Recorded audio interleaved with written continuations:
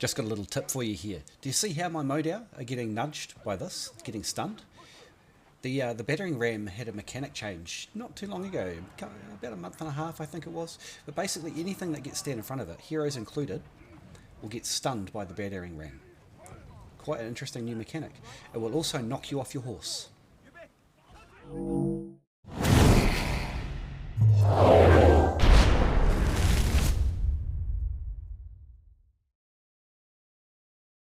Hey boys and girls, it's KnightStalker here. Welcome along today to Dessau Fort Siege. Check it out. Today we're going to bring in the Prefecture Guard because they're a real nice tight group and they do a lot of melee damage when they're up on tight spaces like walls and things like that because they group up so well. So we're going to take them to defend the A point. We're going to take the Tercio Arquebusiers because they're one of the latest and greatest new upgrade units, and we're going to have a real go with that triple shot special ability that they've got. And I'm going to use that probably. B's not a great place because of the close-in accessibility for it, i.e. they can come around corners and be right up on top of you pretty much straight away. So the plan there is to maybe use them for the C point. And last of all, I have the Imperial Spear Guard, and they are of course also a latest and greatest well upgraded unit. I can see we've got 4 short swords here, so that might cause me some issues with this particular unit, but they're going to be great for defending that home point, especially with some new knockdown resistance and some enhanced shield frontage as well, so they'll take less range damage. Hopefully those 3 units in combination will help our team get a nice victory today. So first things first, we're just going to sit these guys down here. One thing to remember, this is a highly aggressive unit. Out of all of the aggressive units, this and condos are the most aggressive. So even if someone walks up here onto this this causeway here, they will come around and up the stairs to attack them. So I need to be aware of that. Very nearly missed that shot. We're going to focus fire onto the tower first. Hopefully we can knock it down before it gets in. Maybe this guy. Boo hiss. Cannons make me look bad, man. They've got their own way of doing things. Oh, I was sure that was a hit. It was a hit. It was a direct hit for non-kill. Got on. Nah, I don't think this is really worth it. We need to get down the siege tower if we can, especially when we've got a friend shooting at it. We don't want to leave them hanging. So we'll just continually pound this. And these little dragon wings on the side of the siege tower here are going to protect the people pushing it quite effectively. Hopefully between the two of us we can take it down before we get knocked out ourselves. One of the best things you can do to slow the advance of the enemy when you're defending on a wall like this is to knock down the siege towers. Hopefully repeatedly. There's maps like Harbour City and things like that it's even more imperative. You've got huge artillery advantage, so it's best to use it. And my friend got knocked down as well. What can we do? There was a time where you could bring your ranged units up and shoot into the siege towers. Those days are gone. That person there, is it Donatello? He's a good player. You can tell by that nice crown he's wearing. Top 25 players get one of those, I think it is. Or do you just get one of those for placing top level in the ranked battles, you know, just repeatedly playing? Can't remember. Maybe someone could tell me in the comments. Is that for a top 20 player? We'll just say bad luck to our friend here, simply because he was not able to kill enough of them before the siege tower was destroyed. He gave it his best shot, so to speak. So, do we pull our guys across and defend there, or do we keep them here? I'd say we're probably better off keeping them here.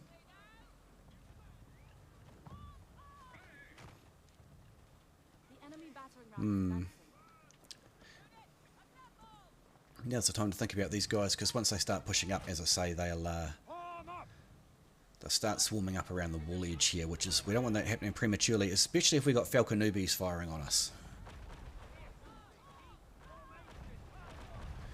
Very strange unit, the falconubes.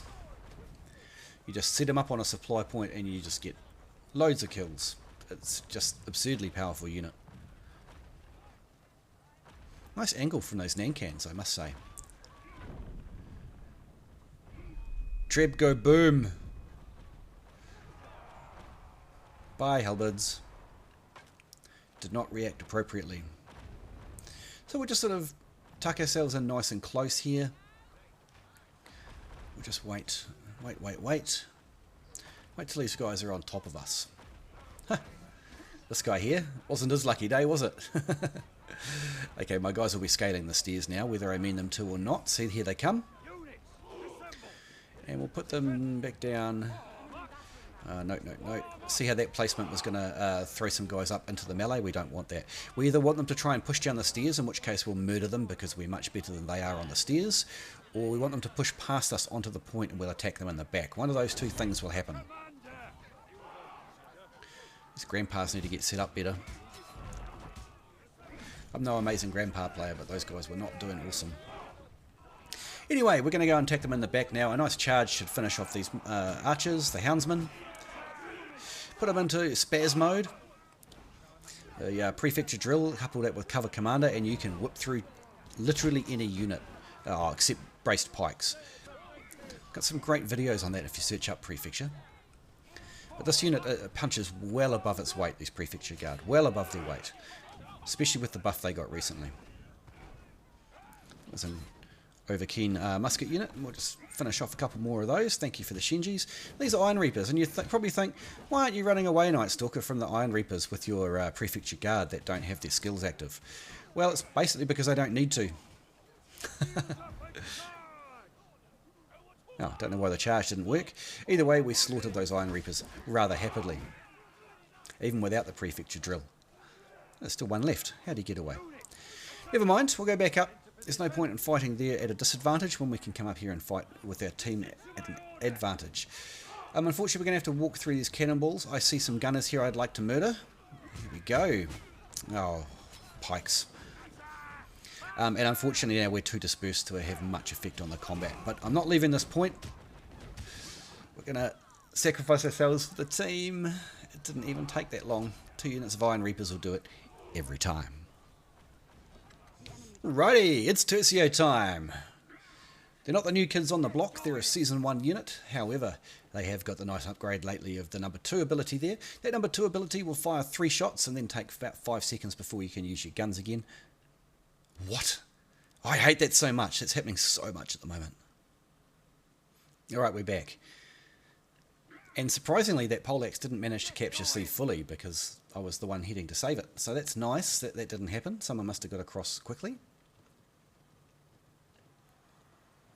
We'll just sequester our gunners over here and wait for a nice opportunity. Because these guys can catch out units and heroes now, particularly heroes with their triple shot. Any unsuspecting hero ahead of their troops will get shot pretty quick. Just like this one here. How quickly can we get into position? That's a shame. Would have liked to have shoot him. Oh, hello. How about we shoot you anyway? And that's just what these guys do now. And they automatically change into sword mode. Muskets get too hot or something silly. And after about 5 seconds, you can put them back in gun mode. But also, just firing normally at this sort of range, we're quite happily going to kill these Palace Guard. Especially because we've got these javelins in the front rank to basically bullet sponge for us, or knife sponge for us. So that was nice and easy. You'll notice that the Tercios in the front, they moved into melee mode automatically. Something's happened to the Tercio melee, or maybe it was always like that and I didn't notice, but Tercios have a parry ability.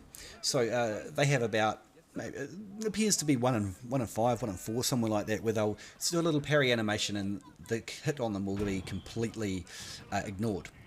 But they're also supposed to fight really well in combat, especially with that new 1 ability that they get after they do their triple shot. They go into melee and they've got the option of doing the 1, which is a triple strike with melee. It's terrible. It is terrible. The AI for the combat of this unit is terrible. So they're very... Well, oh, those poor Falconetti. Mind you, I'm not upset about that. Probably deserves it, to be perfectly honest. But anyway, the Tercios. We'll just quickly go and heal these guys. Their attack... Something's wrong with it, man. I can't put my finger on it. But it doesn't do anywhere near like the number of hits that it should do. Like, you push them into combat and trigger it, and you only get half a dozen hits, even though the whole unit is triple striking. It's just dreadful. Anyway, let's see if we can snipe the spear. Probably not, but I don't mind dumping the ammo into the Tercios either. Not Tercios, into the Modown battalion. don't mind pumping shots into them either. Switch back into guns. Now we've got a unit of, I don't know, blue or green guns up there. I know they're blue or green guns because they're not hitting me. So we'll just push them back. We'll come and sit nicely over here.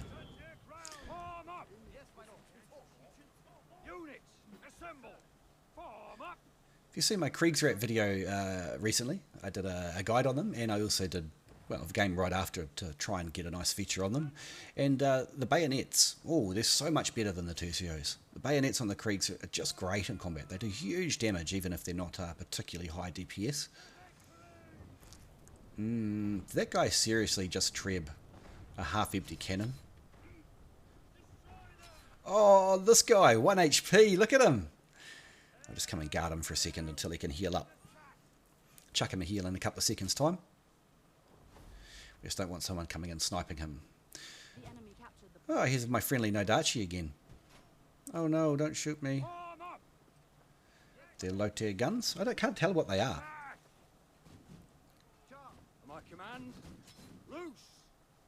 That didn't work so well. I'm so used to playing Kriegs now, I expect the Tercios to have the same accuracy, but they just don't. Yeah, we'll give them a damage reduction. And we'll aim and shoot. No good.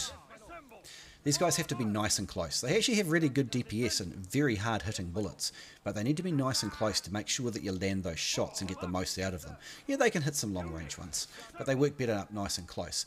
Watch this. We'll just stand them up nice and close here on 2 surfaces and start pumping shots into those guys trying to capture here.